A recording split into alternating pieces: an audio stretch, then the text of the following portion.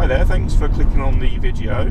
No doubt if you've clicked this video, you've got your driving test booked soon and you're a bit nervous about it. First things first, I'd be grateful if you could click the subscribe button. So my channel's got lots of good videos to help you when you're learning to drive and help you pass your test. And not just when you're learning to drive, also when you're a new driver. Lots of videos to help you develop your skills as a new driver. So on to the video now. Before you book your driving test, make sure you're ready to take your driving test. Ask yourself honestly, can you drive independently, which means with no help from your driving instructor, without making any dangerous mistakes, without breaking any laws? Can you do that for at least 1 hour? If you can't, you're probably not ready for your driving test quite yet. So if you're still going over the speed limit, if you're still stalling regularly, it's not a problem to stall every now and then, but if you're still stalling 20, 30 times a lesson, if your instructor's still having to help you with your gears, if you're doing roundabouts and you're sitting at roundabouts, looking to the right nervously, not moving, frozen, and you might not be ready for your driving test yet. If you're going across roundabouts, you're not sure what lane to be in, you're probably not ready for your driving test yet. So the next tip is make sure you know how the driving test works, because if you know how it works, there won't be any surprises on the day. Particularly something like driving, if you have surprises, it's going to throw you off and make you more nervous. So what I mean by making sure you know how it works, have a watch of videos on YouTube of mock tests or real driving tests to see what happens and what to expect. Make sure you've done some mock tests with your driving instructor so you get used to the scenario. Also, go online and read up about the driving test. Go to gov.uk and read up about the driving test, see what they're expecting from you, see how long the test lasts, what's involved. A lot of people think, for example, you're going to be asked to do 2 reversing manoeuvres, and when they only get 1 reversing manoeuvre on the test, they think, oh, what have I done wrong? Well, I've only done 1, but there's only 1 reversing manoeuvre on the test nowadays. Or maybe you go for your test and you think, oh, the examiner's putting up a sat-nav. I didn't know I was supposed to follow a sat-nav. So make sure you know what's expected, so there's no surprises on the day. When you book your driving test, don't tell anyone about it. It might sound a bit wrong, so most people probably want to tell people you've got your driving test booked, so you're excited, it's all booked. But often when you tell people, in good faith, people will start saying to you, oh, good luck for your driving test tomorrow, and I hope you do well. And I have lots of people telling you things like this. There's all good intentions, but often it adds the pressure. Because if you then don't pass your driving test, you'll go into work the next day and tell everyone you didn't pass. They'll all be asking you, oh, how did it go? How did it go? So by telling people, you sometimes just adding more pressure onto yourself. So keeping it quiet can often be the way to go. So if it doesn't go so well, it doesn't really matter. You don't have to tell anyone, no one knows. But if you pass, it can be a surprise to everyone. You go into work the next day, go back home, and then just present your pass certificate to them. Bit of a naughty squirrel here. So yeah, so first tip, try not to tell anyone, keep it quite quiet, just keep it to yourself and your instructor, maybe just your mum and dad as well, but keeping it fairly quiet. So the next tip is to not be negative on your driving test. Sorry, change that, be positive on your driving test. Think positively, even during your lessons when you're learning, think positively. So for example, when you're learning something, you might make mistakes can happen. But don't be thinking, oh my god, what on earth am I doing? Why am I doing that? I shouldn't be doing that. Learn from it and think what you're going to think, take a positive from it and learn from it. What are you going to learn from that? What you can do differently next time? What you can do to make it work next time? Because like I say, you're going to make mistakes, there's no doubt about that. But learn positively from the mistakes, don't dwell on them. And the same in your driving test. Be positive. If something happens, you make a mistake, be positive and know how to deal with it. So for example, if you're doing your parking, your reversing manoeuvre, and it goes a bit wrong, be positive and think, right, how am I going to deal with this? How am I going to sort this out? How am I going to sort it out safely? Don't be sitting there thinking, oh my god, my parking's gone wrong, I've completely screwed this up, I might as well just give up now. It's not going to help that.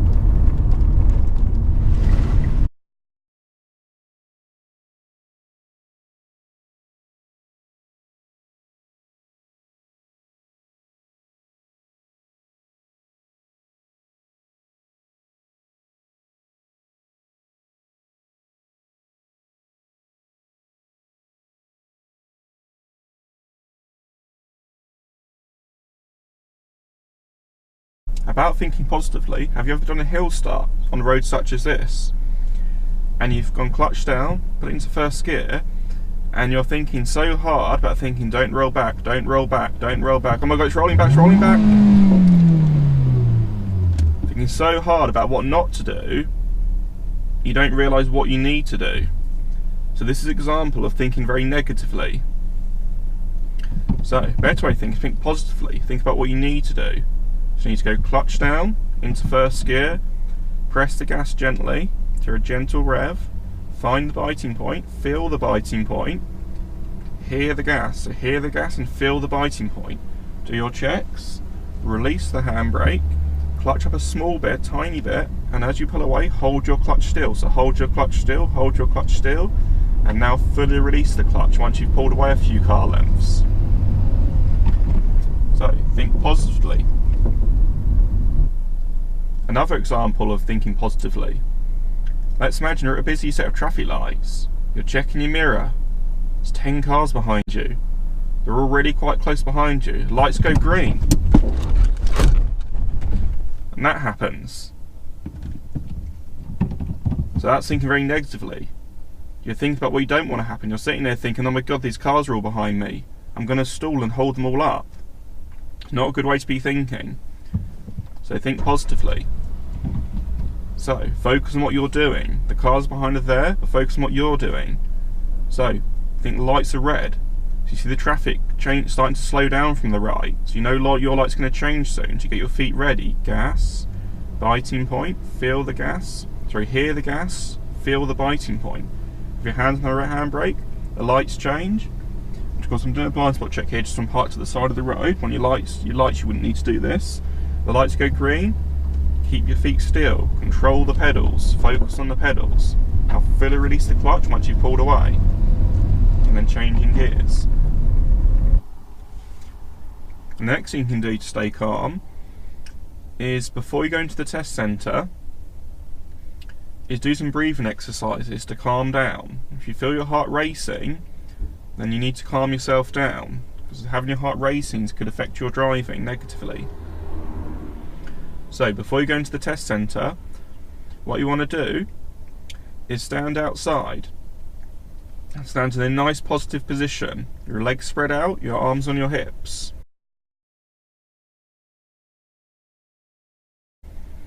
And then, firstly, breathe out all the oxygen from your lungs. And then, breathe in through your nose and count to 4 seconds. Sorry, not 4 seconds, just count to 4. It doesn't have to be 4 seconds, just count to 4. And then hold that breath and count to 7. And then breathe out through your mouth like this, counting to 8. So, as an example,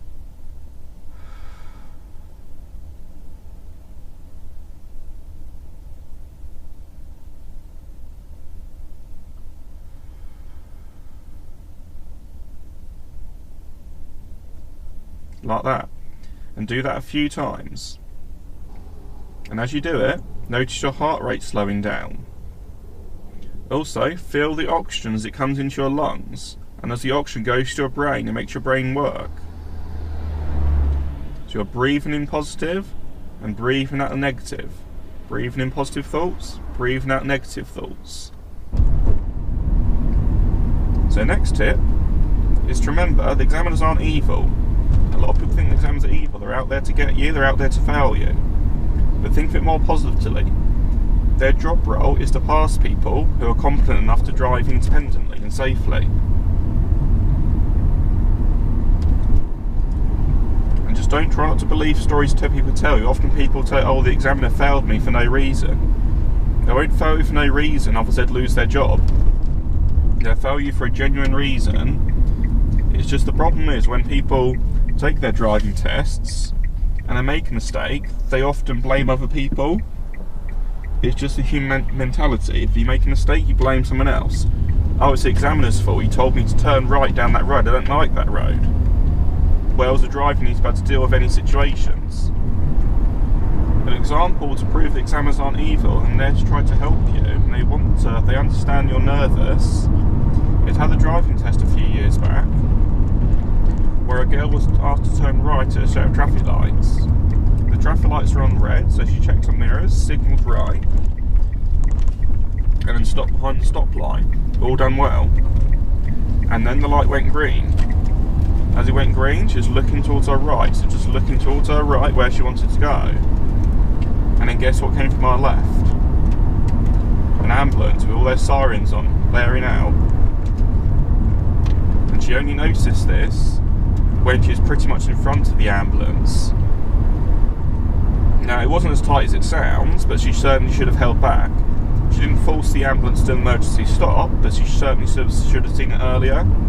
And when she came around the corner and noticed the ambulance right at the last second, she panicked, stared to the left at the ambulance, thinking, oh my god, I've just pulled out in front of an ambulance. And then, as she was staring to the left, she wasn't looking where she was going, she mounted the curb. And as soon as she mounted the curb, she went, oh my god, and then steered back off the curb and back onto the road. At this point, the examiner says, pull up on the left, let the ambulance pass. Quite firmly, to make sure she did it, because the ambulance was wanting to get round to her at this stage. Now at this point, I was sat in the back of the test, and I was thinking, that's got to be a foul there. She didn't spot the ambulance coming, and she mounted the curb. Both things that make you think, that's a foul. But you can probably guess what I'm going to say. She actually passed the test. And at the end of the test, the examiner did have a firm word with her, saying you need to check both ways at traffic lights. You can't assume green means go. You need to check for ambulances and emergency vehicles. But he did pass her. And I think the reason he passed her is because he understood it's an unusual situation, something you can't really experience much, it doesn't happen often. And after the situation happened, she managed to pick herself up and stay calm and do the rest of the drive well. So the examiner decided to pass her. So if the examiner did that, does that mean they're evil? Not really, does it? And next tip is to buy some herbal medicine to help you on a driving test. So you might have heard of things like Rescue Remedy and Calms. They're herbal medicines that will calm you down and help you to relax. And what we even had one lady do once on her driving test was buy a hypnotherapy DVD. Now, I'm not an expert on hypnotherapy, to be fair, I don't know anything about it. So I can't go into much detail, but perhaps invest in a hypnotherapy DVD or book and see if it helps you. I'll leave a link to the one that this lady bought in the description below. So the next tip is talk to yourself when you're driving. Talk through what you're seeing and what you're doing. This can help keep you calm and help keep your mind focused. Then you're not worrying about what the examiner's thinking or what they're writing. Bad idea, that. It encourages you to focus on what you're doing. So for example here, I'm seeing mud on the road, so I'm slowing from the mud, changing down to gear 2. There's the tractor, that's what the mud could have been from. I'm very calmly reacted to that because I knew that was going to happen. I saw the mud and anticipated it. It's also a narrow road. Very good timing that, wasn't it? So here, see a narrow road. No mud here, but I can't see around the corner, so I'm off the gas, covering the brake. Is there another tractor around the corner? Avoiding the pothole? No, we're good. Gently on the gas because I can't see very far around the corner. I can see a sharp bend to the left coming up. Checking my mirrors because I'm going to have to slow for the bend. Braking gently. I can see a give way sign. Going to turn left. So mirrors, signal left, braking gently, clutch fully down into first gear, positioning, checking right. Seeing a blue Audi coming from the right, letting them pass, looking where I want to go. Checking to the right, it's all clear, looking where I want to go. Keeping on my side of the road as I come out of the junction. And changing into gear 2. So, talk to yourself when you're driving. It doesn't have to be a detailed commentary. Just whatever's going to help you. But often people's concerned about doing this is they think that the examiners will think they're crazy. The examiners won't think you're crazy. They understand that you're nervous. And also they realise that talking to yourself while driving is good. It encourages you to notice things and be aware. They're actually probably quite like it. It also helps them as well, because if you're talking to yourself, they can see what you're thinking. So that's the next tip. Do a short commentary drive while you're on your test. Talk to yourself. You don't have to do it out loud even, I should say. You can do it in your head. Just in your head, talk to yourself in your head. Just think in your head what you're seeing and what you need to be doing. And the next tip is one that people don't believe you can do on driving tests, but you can definitely do this. I've had people do it in the past, it's perfectly fine. It's putting music on during your driving test. A lot of people don't think you're not allowed to do this, but you can. Just have the music on fairly quietly, just quite a low volume, because of course you still need to be able to hear the examiner's instructions. Just explain to the examiner though, you're going to have the music on just so they understand. Just say you're a bit nervous, you're going to put a bit of music on just to try and help you relax. And of course the music you want to have on is music that's going to help you to relax. So properly having rock and roll generally doesn't work for most people. You want nice calming music. So that could be classical music if you like classical music, but it could just be some positive upbeat pop music. Whichever you prefer, whichever's going to help you to stay calm. So put music on your driving test if it's going to help you. It's advisable to only do this if you've experienced it on your lessons. If you've not had experience with music on when you're driving, it could be a distraction. But as long as you've had experience in your lessons of having music on and it's helped you, then it should be fine in your driving test because you'll be used to it. And relating back to earlier on where we were saying examiners aren't evil, they're there to pass people, thinking positively, not to fail people. Relating to that, feel free to talk to the examiner. So you might talk to them on the way to the car. They might try and start a conversation with you. They might say to you, so what would you be doing today if you weren't doing your driving test? And you can have a bit of conversation with them to help to prove to yourself that examiners aren't evil. They're normal people and they understand what you're going through. Everyone's had to go through a driving test, them included. So talk to the examiner. Even during the drive, feel free to talk to them. But of course it's got to be under your control. If you feel talking to them is going to distract you, then you don't want to be talking to them. For example, you might not want to be talking at a situation like this at the roundabout, because you need to concentrate on the roundabout. Due to experience, I can still talk and still concentrate on the roundabout quite happily. But yourself, you might only want to talk on a road like this maybe, where there's not too much going on. It's reasonably quiet, this road. But again, you have to be careful not to get distracted and maybe lose control of your speed and go over the speed limit. So, but if it helps and you can deal with it, talk to the examiner. You might think, what are you going to talk to them about? Well, the classic British thing to talk to them about is the weather. So just talk to them, say to them, the weather's not very nice today, so it's quite grey today. And they might start a little bit of a conversation with you. Well, it depends on the time of year. At the moment, it's almost Christmas. So you might say to the examiner, have you got your Christmas shopping done? So I've still got loads to do. But if they don't talk back to you, don't take that in the wrong way. They might just give you quite a short answer and just say, so for example, yeah, I've done all my Christmas shopping. And they might give you quite a short answer like that, not really going to continue the conversation, but don't take that the wrong way. They're probably doing it because they don't want to distract you.